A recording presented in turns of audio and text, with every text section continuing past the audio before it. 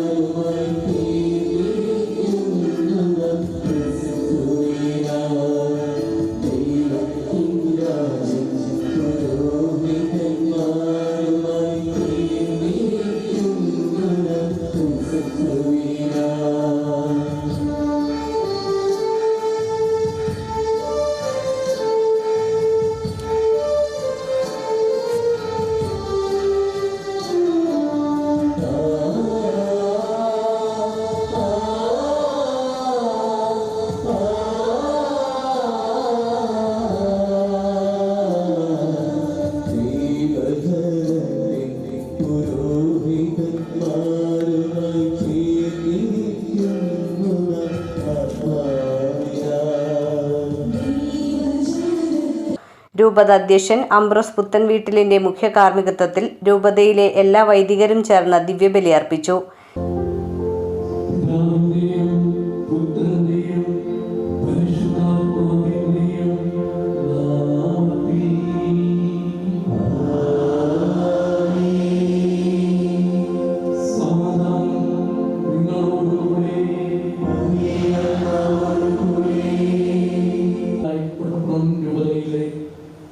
എല്ലാ മക്കളും ഒരുമിച്ച് ദൈവത്തിന് നന്ദി പറയുന്ന ഈ ശുഭമുഹൂർത്തത്തിൽ നമുക്ക് ഇന്നത്തെ ദിവസവും ഇനിയുള്ള ദിവസങ്ങളും ദൈവത്തിൽ ആരോഗ്യത്തിനും കൃപയ്ക്കും നമുക്ക് നന്ദി അർപ്പിക്കാം.